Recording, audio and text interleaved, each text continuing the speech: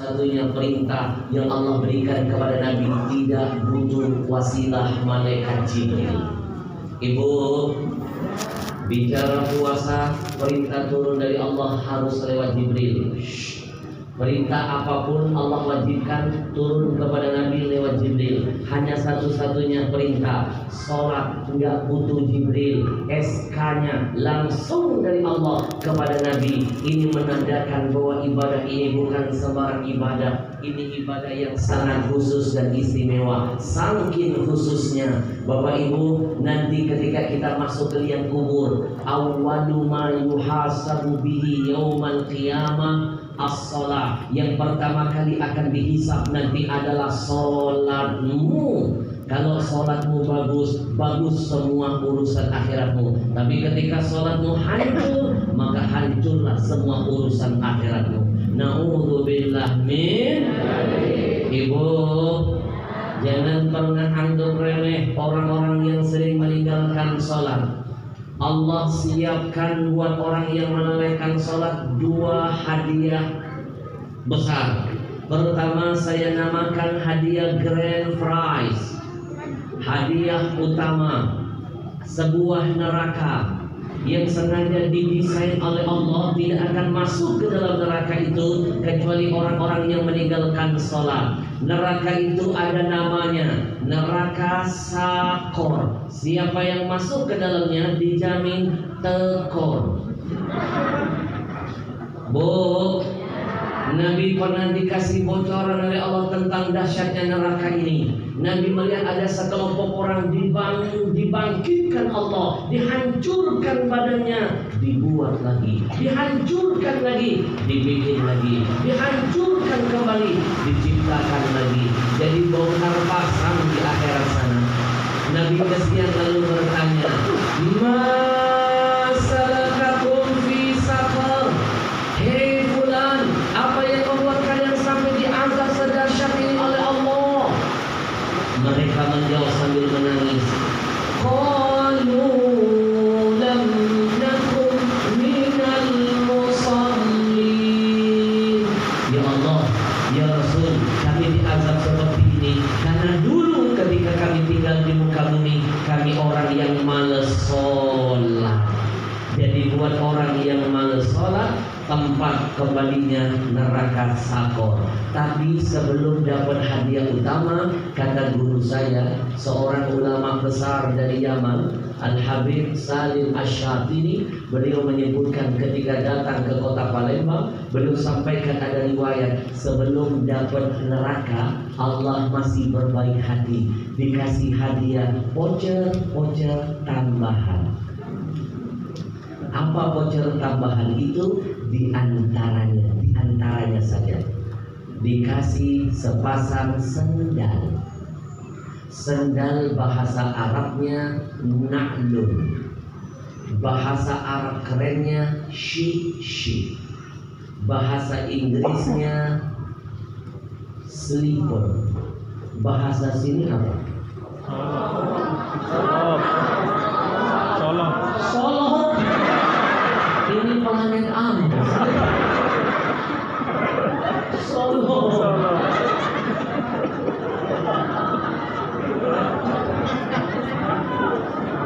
Kita coba bahasa sini. Solok. Buat orang yang meninggalkan sholat dengan sengaja, nanti dapat hadiah bonus tambahan. Apa itu? Solok. Tapi jangan senang dulu ya. Soloknya bukan buatan dunia. Begitu diangkat soloknya ada tulisan made in Jahannam. Solok ini akan dibakar oleh Allah di 3 kerak neraka yang paling dalam selama 3.000 tahun. Jangan main-main, dibakar di kerak neraka. 1000 tahun pertama di kerak neraka pertama. Genap 1000 tahun panas tentunya, berubah solok ini warnanya menjadi kehitam-hitaman. Diangkat malaikat, dicelupkan di kerak neraka yang kedua selama 2000 tahun kedua, 1000 tahun kedua. Genap 2000 tahun, saking panasnya berubah warnanya menjadi kemerah-merahan. Dan yang terakhir Allah suruh malaikat angkat sepasang benamkan bakal di keran neraka nomor 3, neraka jahanam paling dalam selama 1000 tahun ketiga. Genap 3000 tahun begitu diangkat, warnanya berubah untuk ketiga kalinya dari hitam, merah ke putih-putihan. Nanti dibungkus sedang dibawa malaikat dari sebelah kanan. Calon penghuninya yang sering meninggalkan sholat, calon penerimanya akan didatangkan dari sebelah kiri. Jarak orang dengan sendalnya 500 tahun perjalanan akhirat. Itu saking panas sendal ini mengeluarkan uap. Uapnya berjalan menghampiri orangnya, baru kena uapnya, jarak 500 tahun meleleh padanya. Diciptakan lagi, makin dekat, hancur lagi tubuhnya, baru kena uap. 500 tahun sudah tersisa. Pertanyaannya, bagaimana kalau nanti solok ini ditempel pasangan di dua kakinya? Wallahu a'lam, hanya Allah yang tahu bentuk kejadiannya.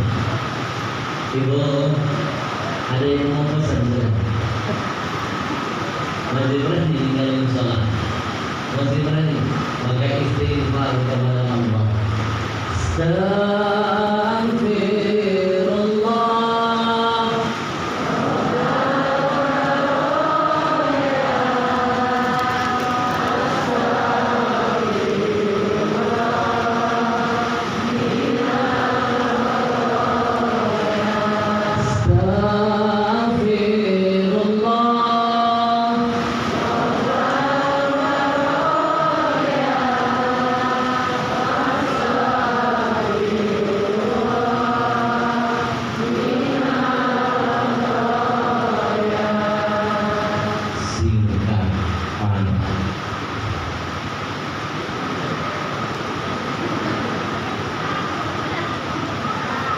Kenapa?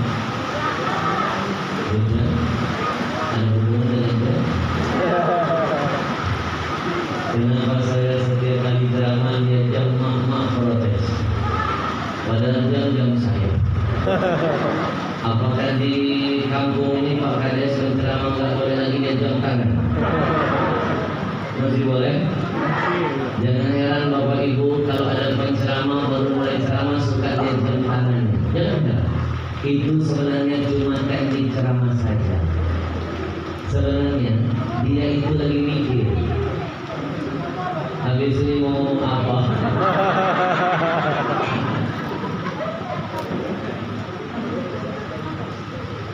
Kita doakan Pak Kades istiqomah dalam perjuangan mulianya, amin. Tadi saya dibisikkan oleh beliau, Habib doakan dengan adanya mushola ini mudah-mudahan meningkatkan keimanan dan ketakwaan warga saya. Masya Allah, itu tujuannya mulia. Bapak Ibu, mimpi kampung, desa akan diberkahi Allah. Yang turun dari langit bawa berkah, bukan bikin banjir. Yang keluar dari bumi bikin berkah, bukan jadi musibah seperti lumpur lapindo. Rahasianya cuma iman dan takwa tingkatkan.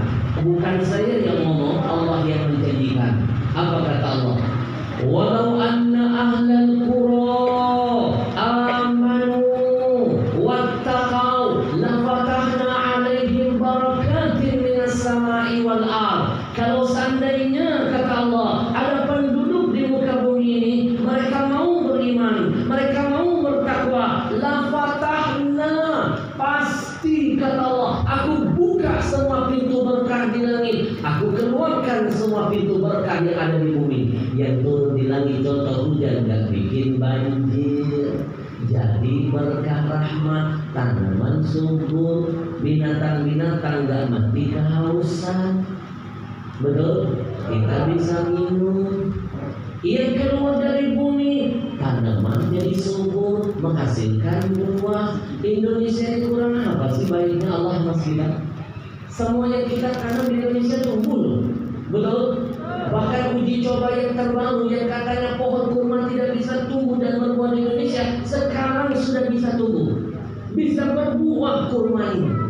Ini menunjukkan tanah yang ada di negeri kita begitu subur, karunia dari Allah. Orang Arab teman saya pernah geleng-geleng, begitu saya bawa ke Bogor, geleng-geleng. Dia teriak takbir. Katanya ya Syekh, Indonesia kuais. Indonesia kuais katanya. Indonesia mantap, hebat. Pohon mah Indonesia hebat. Tongkat ditanam bisa jadi pohon katanya.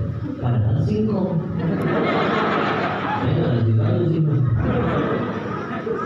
Orang Arab kena prank. Dia jalan-jalan ke Bogor, lihat orang Bogor nanam singkong. Kan kayak pohon, kayak tongkat.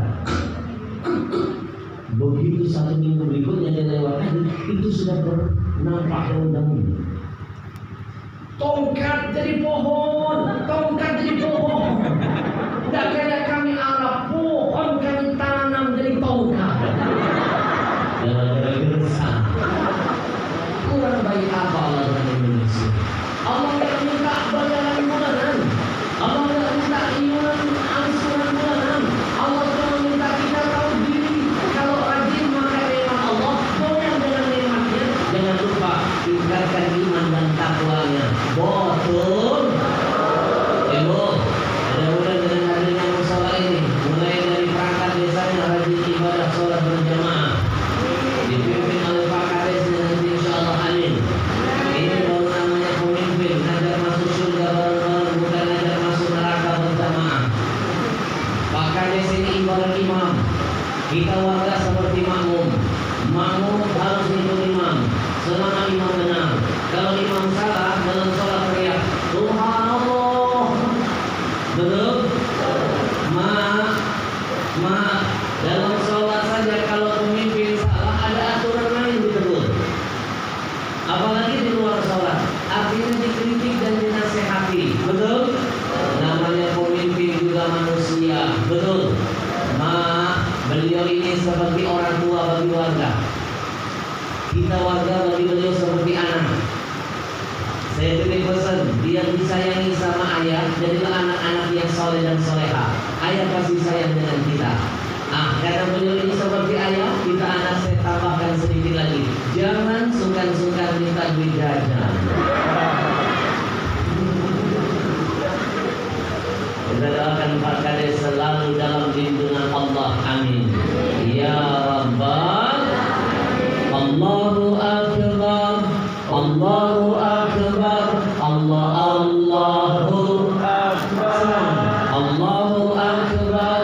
Allahu Akbar. Allahu Akbar. Bapak Ibu tahu kenapa Indonesia banyak bencana dan musibah? Mulai dari tsunami, banjir bandang, tanah longsor, gedung meletus, gempa bumi, likuifaksi. Rentetan musibah-musibah itu menunjukkan bahwa keberkahan negeri ini sudah Allah hilangkan. Yang di langit turun jadi bencana, yang keluar dari bumi jadi malapetaka. Kenapa? Jawabannya Indonesia krisis iman dan takwa. Betul. Maka tidak ada pilihan. Ingin kampung ini jauh dari bencana, musibah, malapetaka, senantiasa dalam keberkahan Allah. Tingkatkan iman dan takwa. Bantu program pemimpin kita Pak Kades untuk biar kita berkah bersama-sama. Insya Allah. Ibu jangan main-main loh. Sekarang ini bencana musibah suka datang seketika, nggak bisa diprediksi. Walaupun katanya ada pakar yang bisa membaca gunung kadang-kadang bersin tanpa diminta. Betul? Ada pakar bisa mendeteksi goncangan gempa. Buktinya kantor gubernur bisa roboh. Betul? Musibah datang mendadak, apalagi tsunami. Saya teringat betul waktu itu Pak Kades, tsunami begitu cepat. Kejadiannya di Anyer. Artis-artis sedang tingkah-tingkah di atas panggung. Tiba-tiba dihantam air laut dari belakang. Itu sebabnya saya turun dari panggung, menghindari kejadian terulang. Lebih aman di sini. Kalau ada apa-apa berjamaah. Maaf di belakang ada laut ya? Alhamdulillah aman. Kolam. Bu, maka pesan pertama saya tingkatkan iman dan takwa, tiket meraih keberkahan untuk kita semua. Insya Allah. Singkat pada episode berikutnya. 30 menit sudah berlalu kebersamaan kita. Lanjut. Yang kompak dong, lanjut. Ini suara-suara orang beriman semua. Ciri-ciri orang beriman kalau duduk di tempat yang baik, makin lama makin kurang dan senang, makin tenang dan nyaman, bagaikan ikan di dalam air. Ikan senang dan betah dalam habitatnya. Betul. Orang beriman duduk di tempat yang baik, makin lama makin menghanyutkan. Jangan-jangan ada yang hanyut di belakang. Dia yang tinggi iman. Ibu tahu orang munafik ciri-cirinya apa? Orang munafik itu tanda-tandanya, coba lihat. Kalau sampai duduk di tempat yang baik, makin lama makin gelisah, makin tidak tenang jiwanya, seperti burung dalam sangkar, batinnya gelisah. Betul? Orang ahli ibadah duduk di depan masjid juga begitu, tidak akan tenang. Maka inilah wajah-wajah yang tenang. Dari tadi saya lihat betah duduk di kursi, tidak ada yang pulang.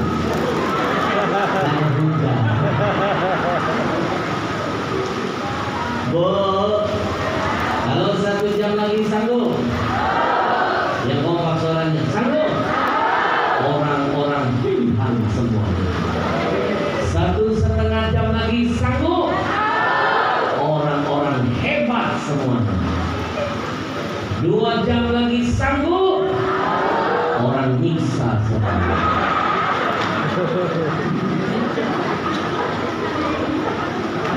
Bapak Ibu, saya kesini tidak sendiri. Yang membawa dan menghadirkan saya kesini adalah salah satu komunitas yang di mata saya sangat masya Allah perjuangan mereka. Jangan pernah pandang mereka sebelah mata, karena Nabi memberikan atensi untuk anak-anak muda yang begini. Nabi memberikan penghormatan dan penghargaan.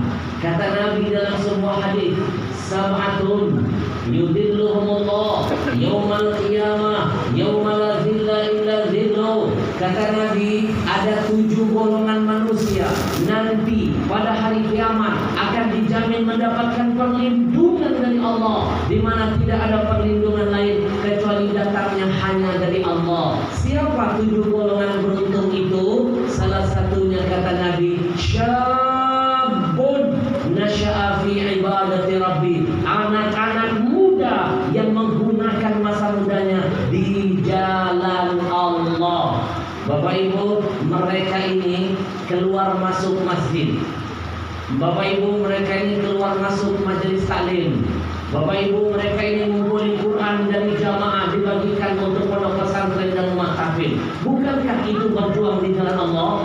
Masa muda mereka sudah mikirin agama Allah. Masa muda mereka sudah bermanfaat untuk Tuhannya. Di saat sekarang anak-anak muda kita boro-boro bermanfaat untuk Tuhannya, buat dirinya dan keluarga saja belum tentu ada manfaatnya. Melek mata anak muda zaman sekarang, pegang handphone, main TikTok. Halo guys, najis teralala.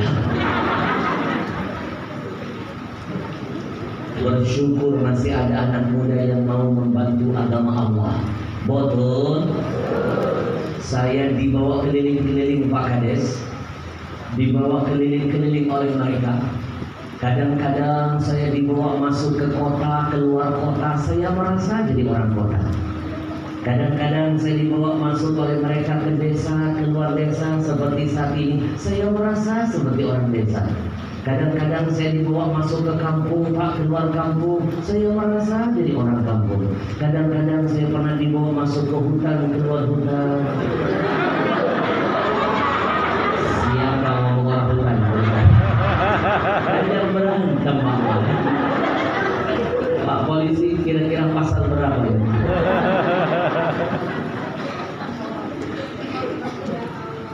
Ibu, mereka baru berdiri selama 1,5 tahun, tapi mereka sudah menebar manfaat yang luar biasa. 1,5 tahun mereka sudah membagikan 150.000 Quran ditebal. Takbir, Allahu Akbar. Mereka punya cita-cita indah indah dan mulia, ingin membagikan 1 juta Quran di bumi Nusantara ini. Kenapa mereka semangat ingin menebarkan 1 juta Quran? Mereka berjuang bukan untuk diri mereka, tapi mereka berjuang ingin menjaga keberkahan negeri ini. Ibu bapak, saya perlu sampaikan, ibu tahu dari zaman Belanda, sekali lagi saya ulangi, dari zaman Belanda, Al-Quran itu hanya pernah tercetak sebanyak 53 juta saja. Maaf yang hadir hari ini, apakah masih ada sisa-sisa penjajahan? Sisa-sisa Belanda? Ada? Yang paling tua? Siapa yang paling tua di sini? Kalau masih ada yang hidup dari zaman Belanda, ini makhluk langka dan perlu dimuseumkan. Dari zaman Belanda sampai zaman sekarang, Quran ini hanya pernah tercetak 53 juta saja. 53 juta. Coba bayangkan, penduduk muslim saat ini sudah berapa? 250 juta. Nggak ada apa-apanya 53 juta dari zaman Belanda. Kalaupun 53 juta itu tidak rusak, tidak dimakan rayap, tidak terbakar, tidak sobek, tidak hilang, berarti hanya 53 juta saja. Muslim kita ini sudah 257 juta. Kalau dikurang dengan 53 juta, berarti ada hampir 200 juta yang mengaku beriman kepada Allah, KTP-nya Islam, tapi di dalam rumahnya tidak ada satu Al-Quran pun. Quran tidak ada, tapi heran saya, parabola ada, motor, mobil ada. Jangankan Quran, kadang-kadang surah Yasin lagi tidak ada. Giliran hidup nggak mau dekat dengan Quran, nggak mau dekat dengan surah Yasin. Giliran mati pengen fotonya ditempel di surah Yasin. Betul? Betul. Bagaimana mungkin yang bersangkutan bisa membaca Quran kalau Quran tidak ada di depan mata dan di rumahnya? Bagaimana mungkin dia dan keluarganya bisa dapat hidayah dari Quran kalau bacanya nggak mampu? Bagaimana mungkin dia bisa berakhlak seperti Al-Quran kalau dia tidak bisa menggali hidayah di dalam Quran? Betul, Bapak Ibu, tidak ada pilihan lain untuk menyelamatkan bangsa ini biar berkah tetap terjaga. Bagaimana kita membantu komunitas ini mengal-Qurankan masyarakat dan memasyarakatkan Quran di tengah-tengah Muslim Indonesia. Takbir! Allahu Akbar! Jangan anggap remeh, enteng kekosongan Quran dalam kehidupan kita. Saya hadirkan sebuah pesan dari salah seorang sahabat Nabi, namanya Abdullah bin Mas'ud. Siapa Bu? Abdullah bin Mas'ud. Tahu dari mana itu? Kan belum diomongin. Beliau ini adalah salah seorang sahabat yang terkenal pakar dalam urusan Al-Quran. Abdullah bin Mas'ud, beliau pernah berkata, Inna asfaral buyut, kata beliau, ketahuilah sesungguhnya rumah yang dipandang Allah sebagai rumah yang kosong, kosong dari berkah, kosong dari rahmat, kosong dari hidayah, adalah rumah man safira min kitabillah, rumah yang di dalamnya kosong dari Al-Qur'annya. Bapak Ibu jangan lupa, Indonesia ini rumah besar dari Allah untuk kita semuanya. Jangan-jangan kenapa ada tsunami, banjir bandang, tanah longsor, gunung meletus, gempa bumi dan macam-macam musibah lainnya Allah hadirkan, itu mungkin karena ada kekosongan Quran dalam rumah besar kita Indonesia. Betul. Maka Bapak Ibu saya titipkan pesan, 1 juta akan berat bagi perjuangan mereka kalau mereka hadapi sendirian, tapi akan kecil kalau kita keroyoki bersama-sama, insya Allah. Ibu saya titipkan pesan, kata Nabi, Inna mimma yalhaqul mu'min min amalihi wa hasanatihi ba'da mautihi. Kata Nabi, ada amalan yang akan terus dipanen oleh si mayit sampai hari kiamat, tidak akan lekang oleh waktu dan masa. Itu salah satunya wa mushafan warathahu, adalah orang-orang yang pernah mewakafkan Quran semasa hidupnya. Juga termasuk amalan yang tidak akan putus sampai hari kiamat adalah bana masjidan, Orang yang membangun masjid atau musola, amalnya terus mengalir sampai hari kiamat. Ibu, kita nggak tahu kapan kita mati. Mungkin hari ini kita duduk di balai desa, ini duduk kita yang terakhir. Apalagi kalau saya lihat nggak lama lagi selesai acara. Kita nggak tahu loh kapan kita mati. Mungkin ibu-ibu duluan, saya belakangan. Mungkin lu sama marah-marah. Atau sebaliknya biar adil, saya belakangan, ibu-ibu duluan lebih bagus. Bapak Ibu, orang yang pintar bukan nunggu datangnya mati, bukan. Tapi orang yang pintar adalah orang yang bertanya dalam hati, bekal apa untuk hari nanti. Dia paham dengan firman Allah, wal takum minkum wal tanzur nafsum ma qaddamat lighad, wal tanzur nafsum ma qaddamat lighad. Kata Allah, tanya hatimu, tanya dirimu, bekal apa yang sedang kau siapkan untuk hari esokmu. Ibu, saya dari Jakarta menuju ke Medan, saya bawa bekal. Ini hanya perjalanan 2 jam saja naik pesawat. Bekal saya berapa koper baju. Ibu pergi umroh, pergi ke Mekah, naik pesawat 9 jam lebih. Nyampe ke Mekah, koper kita selalu banyak.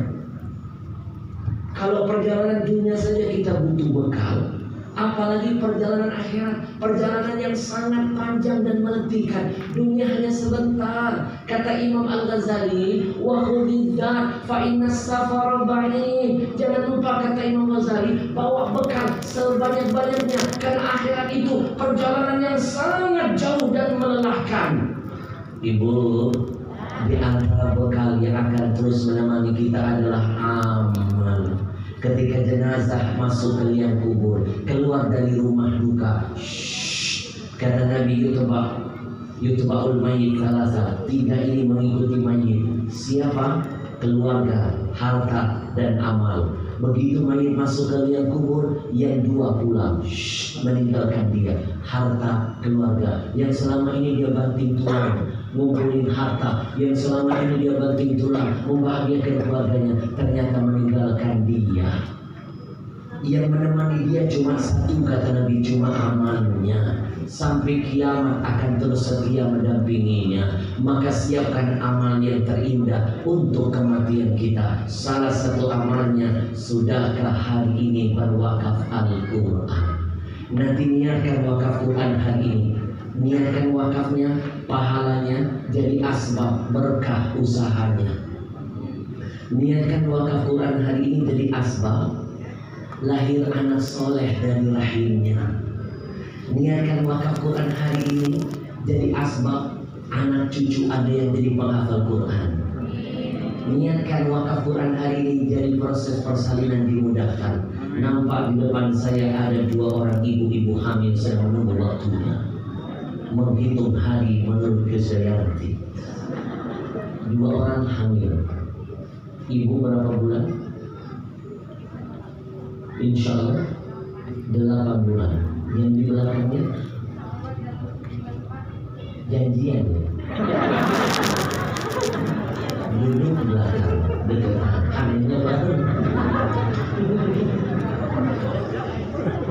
Kalau yang ibu yang jilbab pink anak berapa? Hah?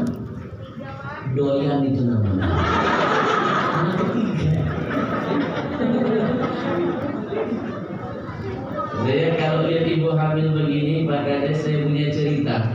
Dia pernah ceramah, Bang Junaidi, Bang Juanda pernah ceramah di satu tempat. Begitu saya pegang mikrofon berdiri di depan saya ada ibu-ibu hamil, mengganggu konsentrasi ceramah. Gimana enggak mengganggu? Mulai saya mengucapkan salam sampai menutup salam, matanya melotot kayak banyak berantem. Tentu konsentrasi saya buyar. Saya takut betul. Kalau saya panjangkan tausiah, takut dia tersinggung. Saya khawatir mungkin ada materi saya melukai hatinya, atau mungkin tata bahasa saya kurang halus dan indah. Akhirnya saya singkat ceramah saya. Selesai ceramah saya tahu diri, manusia pasti punya salah. Ustaz juga manusia. Saya turun, saya samperin ibu itu. Ibu, maafkan saya kalau tadi mungkin ceramah saya terlalu panjang sehingga ibu seperti nampak marah, mata melotot. Dia menjawab, oh tidak. Kalau tidak, mungkin karena bahasa saya kurang lembut, kasar, membuat ibu terganggu. Tidak. Atau mungkin karena materi saya menyinggung perasaan ibu. Juga tidak. Kalau begitu, kenapa ibu melotot? Bawaan Allah.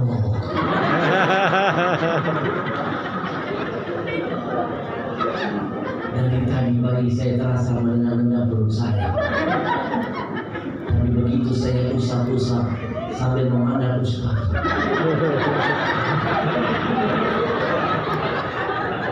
Sambil saya berdoa, ya Allah, jadikan diri Ustaz Al-Habsyi. Saya bukan senang dengan itu, malah takut. Coba kalau lagi diri saya, apakah juga semuanya?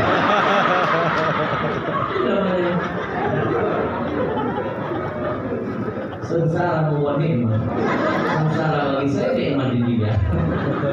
Ibu kalau ketemu ulama, kiai minta doa anak soleh, soleha, bukan minta jadi ustaz. Kita doakan ibu-ibu yang lagi hamil ini, mudah-mudahan lancar persalinannya. Amin. Dipanjangkan umurnya. Amin. Disehatkan jabang bayinya. Amin. Jadi anak soleh dan soleha. Amin. Insyaallah. Ibu niatkan nanti wakaf Quran jadi asbab husnul khotimah satu keluarga. Amin. Niatkan nanti asbab wakaf Quran kita jadi kado terindah buat almarhumah ayah ibu kita. Nabi yang nyuruh loh, kata Nabi uhdu limautakum, kasih kado, sedekahi mayit-mayit kalian. Sahabat nanya, wama hadiyatul amwat, apa sih hadiah kado buat mayit? Kata Nabi ada dua, satu as-sadaqah, sedekah. Yang kedua adalah doa, hadiyatul ilal mauta. Bapak ibu percayalah, mungkin ada ayah ibu kita yang saja sedang menangis dalam kuburnya, menanti-nanti kiriman amal dari anaknya, tapi kita sering melupakan keberadaan mereka di alam barzahnya. Mereka menangis-nangis memanggil nama kita. Maka hari ini cepat-cepat hadiahkan pahala wakaf Quran kita untuk ayah ibu kita. Mereka akan merasakan dapat cahaya dari wakaf Quran kita. Akan ada teman setia mendampingi dalam barzah. Quran dari syafaat mereka ila yaumil qiyamah. Mereka akan bahagia, ridho mereka akan jadi berkah untuk kita dan keluarga. Allahumma arhamna bil Quran waj'alhu lana imama wa nura wa rahmah. Allahumma zakirna minhu ma nasina wa 'allimna minhu ma zakirna warzuqna tilawatahu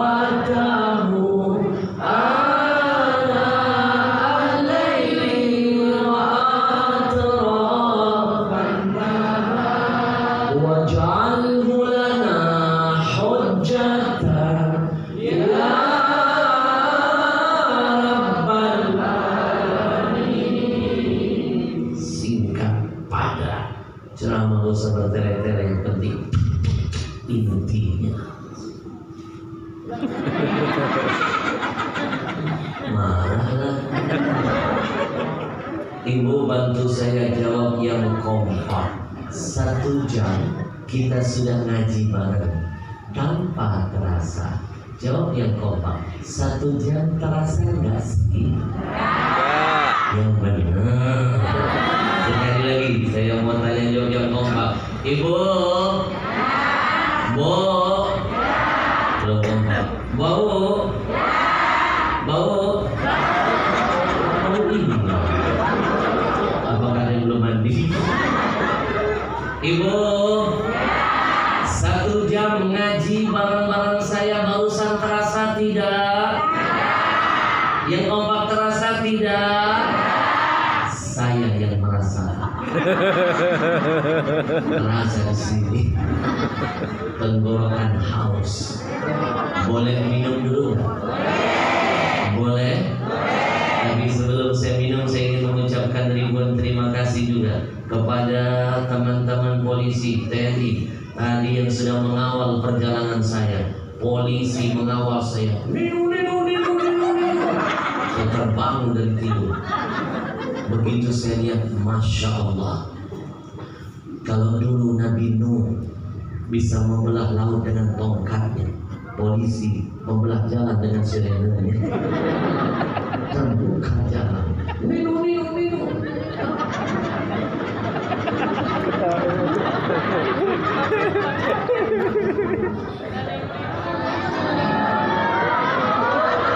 Syirik tanda tamu.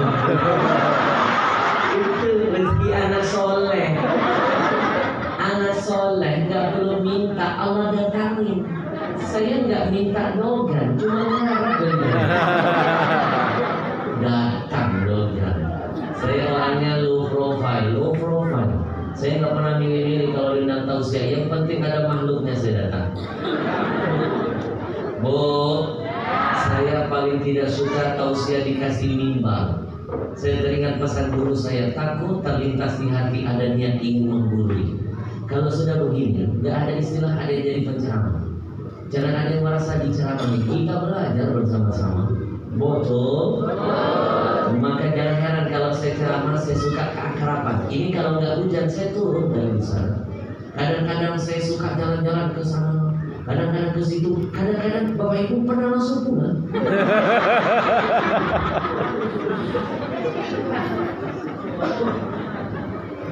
Bu, kita doakan abang-abang kita TNI, polisi yang sudah ikut mengawal, membantu, memudahkan, mensukseskan. Mudah-mudahan ini jadi catatan amal untuk mereka semua dunia akhirat. Amin.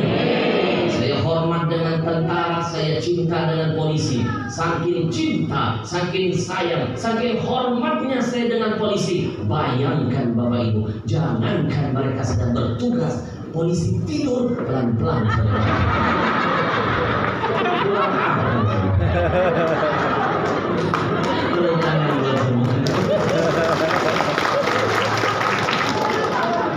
Kalau tidurnya saja saya hormati, apalagi bangunnya. Masuk Pak Eko.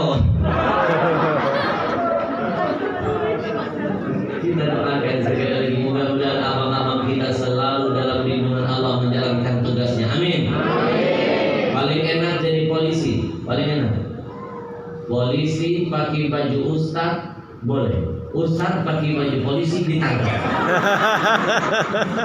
Saya banyak punya teman-teman Kapolda. Begitu saya datang tausiah dia pakai baju gamis kayak saya. Saya bilang enak benar jadi abang. Abang pakai peci kayak ustaz boleh, kami pakai topi kayak polisi ditangkap. Betul. Itu artinya polisi bisa hadir di mana saja. Insya Allah. Teruslah berjuang membela yang benar, menegakkan kebenaran, menjaga keamanan dan ketertiban. Insya Allah. Minum dulu boleh? Izin ya. Bismillahirrahmanirrahim.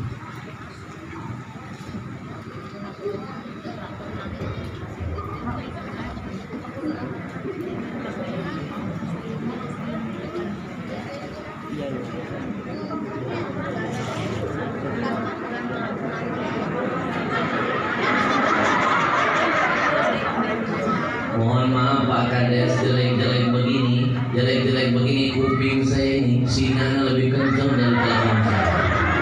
Saya mendengar ada suara-suara ibu-ibu Andika. Tadi begitu saya minum ada mama di belakang berkata haus. Pak polisi kira-kira dimasuk pasal apa? Haus, bukan haus mah. Kan yang ceramah saya, yang capek saya, yang keringetan saya. Mama tahu ini safari dakwah saya, titik yang ketujuh. Ini titik tausiah saya yang ketujuh. Insya Allah saya akan safari dakwah di Sumut ini lebih dari 20 titik. Nah, ibarat mobil Saya mobil berjalan dong. Perlu isi bensin dong yang banyak. Minum lagi ya.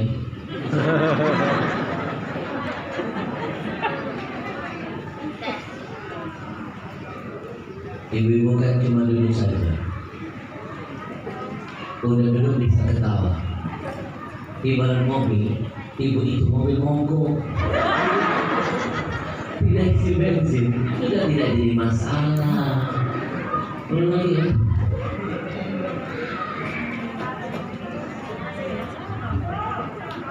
Masya Allah, emang beda banget. Kalau minumannya terasa sehat, beda. Merek apa sih? Allahu Akbar. Ternyata ini satu-satunya minuman yang paling setia menemani dakwah saya kemana-mana. Bu, Ibu, saya tabligh akbar, diundang oleh Perdana Menteri Malaysia. Minuman ini ada di meja saya. Saya diundang tabligh akbar oleh Sultan Bulkiah di istana megahnya. Minuman ini ada di meja saya. Saya diundang tabligh akbar di Singapura. Minuman ini ada di hadapan saya. Saya diundang tabligh akbar di Hong Kong, Taiwan, Korea Selatan. Minuman ini ada di hadapan saya. Ibu-ibu tahu Hong Kong itu di mana? Hong Kong, Hong Kong, buntu turunan belok kiri. Susah ngejelasin nenek. Bu, ini bukan sembarang minuman. Minuman ini berhasil mengalahkan 30 merek minuman terkenal di luar sana.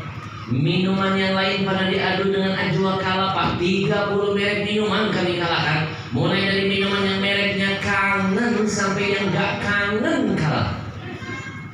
Minuman ini saya pastikan ada berkahnya. Kenapa? Karena yang pertama mengikuti kualitas Zam-Zam, mencontoh apa yang ada dalam Zam-Zam. Bukankah Zam-Zam itu minuman berkah? Kata Nabi Ma'un Mubarak, mengikuti sesuatu yang berkah pasti ikut berkah. Inna tasyabbuh bil kirami falahu, mengikuti sesuatu yang mulia pasti akan dapat kemuliaan, kesuksesan dan kemenangan. Yang kedua, biar makin tambah berkah, minuman ini dikhotamkan di setiap mata air yang ditemukan. 30 juz Al-Quran dibikin pabrik, produksi airnya didengarkan Quran. Demi Allah, saya meyakini Quran itu obat dan rahmat. Demi Allah, saya membenarkan janji Allah, air itu hidup dan menghidupkan. 2 ayat ini justru dibaca dan dikaji orang Jepang. Di Jepang pernah mereka selidiki, orang Jepang tidak percaya Tuhan tapi membenarkan ayat Al-Quran. Mereka siapkan 2 botol minuman, satu dibuka tutupnya, didengarkan musik, kenisal air dalam botolnya jelek dan berantakan. Botol yang kedua dibuka tutupnya, didengarkan zikir, salawat, Al-Quran, doa. Masya Allah, air yang ada dalam botol itu langsung indah kristalnya dan sungguh menawan. Orang Jepang nggak percaya Tuhan tapi membenarkan ayat Quran. Ibu, 1 menit ke depan saya akan tunjukkan kedahsyatan air Quran. Kita akan adu dengan minuman paling besar, paling tua, paling lama di Indonesia. Botolnya biru, kami lepaskan mereknya. Pasti semua tahu merek minuman ini apa? Apa merek ini? Apa mereknya? Inisialnya aja.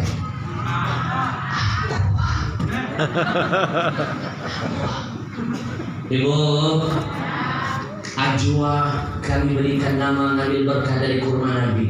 Sesuatu yang baik akan mendatangkan kebaikan, makin bertambah lagi berkahnya. Ajwa, apapun yang menempel dengan Nabi disebut, dibeli, didengar, dimakan, ada berkah menghampiri. Makanya nama dari Nabi enak disebut, enak didengarkan. Ajwa, Ajwa, Ajwa. Betul? Ajwa ada artinya ajaib water. Kata anak saya ada pelesetannya, AJWA, Al-Habsyi jual water ajib. Sekarang kita lihat, kita adu minuman Ajwa dengan minuman Aqua.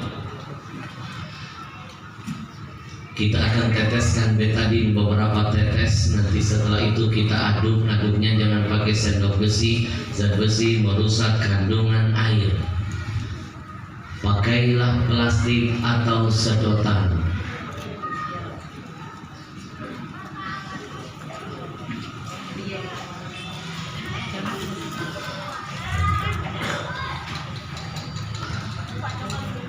Bapak Ibu lihat baik-baik ke depan. Air mereka dari bening berubah menjadi kuning. Kuning bahasa Arabnya ibu-ibu tolong didengarkan, asfar. Asfar. Jangan malas-malas belajar bahasa Arab. Saya pernah malu ketemu anak kecil pintar banget ngomong Arab ketika saya ke Madinah.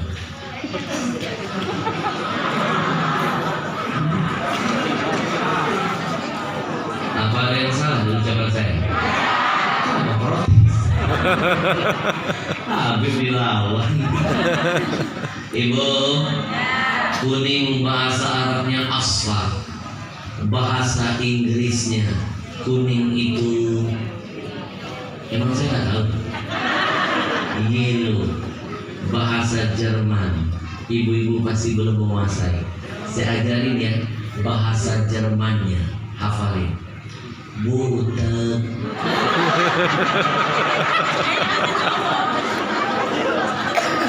Orang sini bahasanya kuning apa Pak Kades? Koneng. Butuh tadi. Baik, sekarang kita adu dengan minuman milik kaum muslimin, minuman Al-Quran, dan mohon doanya untungnya akan kita sedekahkan untuk dakwah, untuk komunitas Quran, dan untuk Palestina. Takbir! Allahu Akbar. Beli airnya, dapatkan sehat dari Al-Qurannya. Beli airnya, infaknya jadi ladang amal di hari kiamat nantinya. Bu, nanti mau nggak di akhir ini saya ajak zikir ruqyah? Mau? Tapi biar besar fadilah dan manfaatnya, kita niatkan zikirnya, kita beli air ajwa, buka tutup botolnya. Nanti saya bimbing zikir. Nah, sekarang lihat dulu sebelum saya lanjutkan. Air kita langsung bening. Kotoran apapun dalam perut akan dihilangkan oleh kedahsyatan air Quran. Sekarang kita lihat minuman apa yang bening, minuman apa yang bersih. Ibu bapak tahu nggak penyakit berawal dari makanan kotor masuk ke perut. Sumber penyakit ada di perut. Maaf bapak-bapak yang suka merokok. Untung saya tidak merokok. Itu nikotin nempel di paru-paru Pak sampai mati nggak akan hilang. Bagaimana cara menghilangkan nikotin? Banyakin minum zam-zam. Kalau tidak ada zam-zam, minumlah ajwa. Dapatkan di agen terdekat. GSN. Ibu-ibu mohon maaf. Ibu-ibu jawab yang kompak. Ibu-ibu kalau datang bulan haid biasanya kan suka diawali sakit pinggang, sakit perut. Buktikan kalau nggak percaya, ganti minumnya. Minumnya ganti ajwa. Nanti ketika haid tidak ada rasa sakit pinggang dan sakit perut. Buktikan. Ternyata rahasia sehat itu bukan mengontrol makanan. Makanan nomor 2, minuman dulu Pak. Pastikan yang masuk ke dalam tubuh. Karena tubuh kita lebih banyak butuh minum daripada makan. Rahasia sehat Nabi bukan banyak makan. Nabi sedikit makannya, tapi banyak minum yang sehat, zam-zam. Itulah rahasianya. Ajwa belajar dari zam-zam. Ibu-ibu mohon maaf, jawab yang kompak. Ibu-ibu kalau datang bulan, darah haid itu kan kotor kan? Itu baru berhenti 6 hari loh Pak Kades, sampai 13 hari loh Pak Kades. Bapak-bapak berapa hari?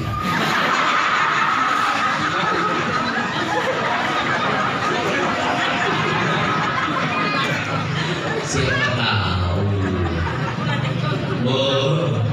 Ibu, nanti ibu ganti minumnya, minum ajwa. Itu 4 hari darah haid, darah kotor langsung berhenti. 4 hari berhenti, bersih. Nanti buktikan minum ajwa. Sekarang tes yang terakhir. Anak-anak lihat ke depan. Ini lebih dahsyat loh, berhubungan dengan makanan kesukaan kalian. Semua lihat ke depan. Sekaligus hari ini saya launching ajwa di kampung ini. Sekarang sudah ada ajwa di sini. Sehatkan tubuh kita, sehatkan iman kita dengan ajwa. Ajwa tingkatkan imun, mantapkan iman, insya Allah. Raih berkah dari setiap tetesnya. Ibu-ibu, kami masukkan makanan yang namanya mie. Mie apapun. 85% makanan yang ada di sekitar kita mengandung kimia, pengawet, bahkan formalin. Orang zaman dulu panjang-panjang umurnya karena tidak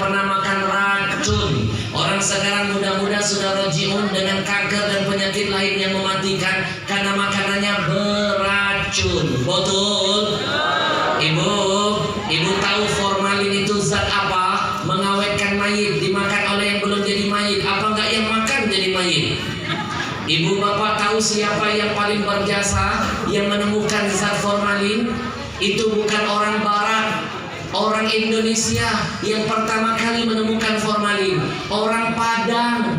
Padang itu kan punya makanan awet namanya rendang. Dulu ketika Malin Kundang mau berlayar, ibunya bikin rendang, tapi telat. Malin Kundang sudah keburu berlayar. Akhirnya ibunya cinta, ibunya kirim paket rendang lewat paket pengiriman. Di atas paketnya ibunya menulis formalin. Oh.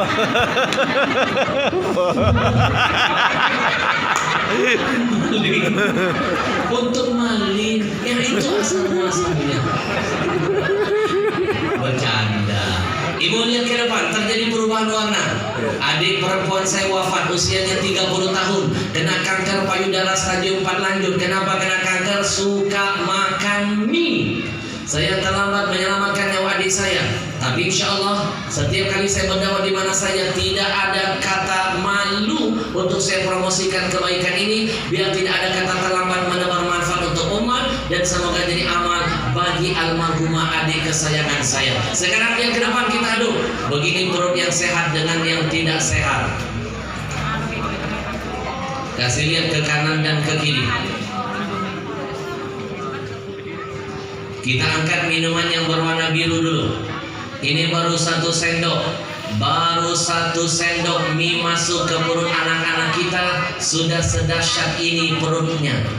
Belum 1 bungkus, belum bumbunya, belum tiap hari dimakan, lama-lama berujung dengan kematian. Tapi kalau minumannya sehat, lihat, minumannya sehat, Masya Allah. Racun apapun, kimia, pengawet formalin dinetralkan oleh kekuatan antioksidannya. Alhamdulillah. Sekarang kita tempel. Minuman apa yang lebih berkah? Minuman apa yang lebih sehat? Ajwa. Minuman apa yang lebih bening? Ajwa. Terima kasih buat tim. Sebelum saya berikan kepada komunitas, saya ingin mengajak. Kira-kira kalau saya ajak zikir ruqyah setelah lelang nanti mau? Mau.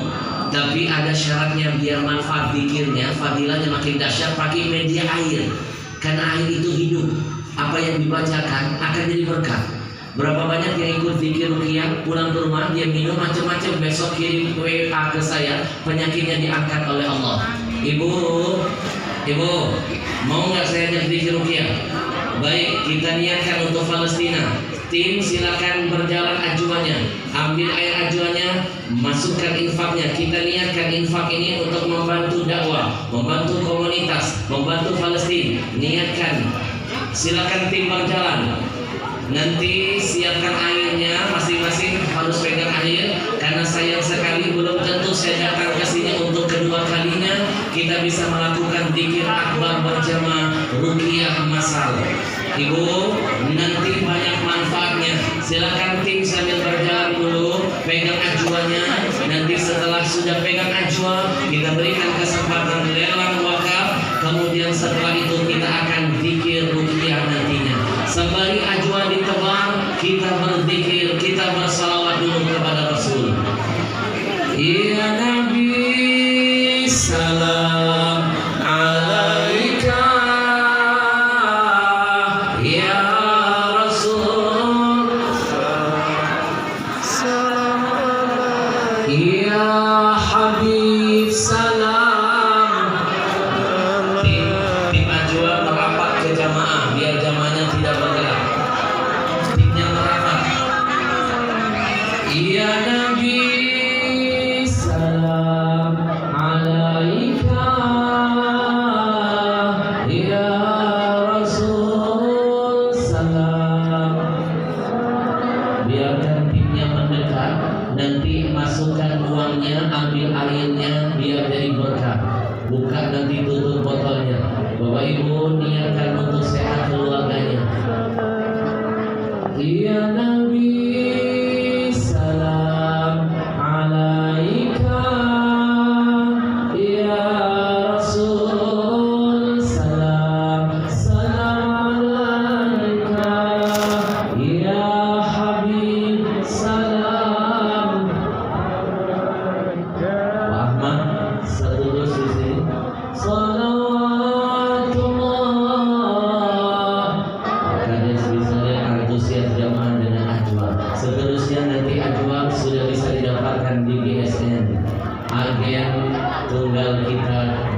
jihad untuk Palestina ada di sini.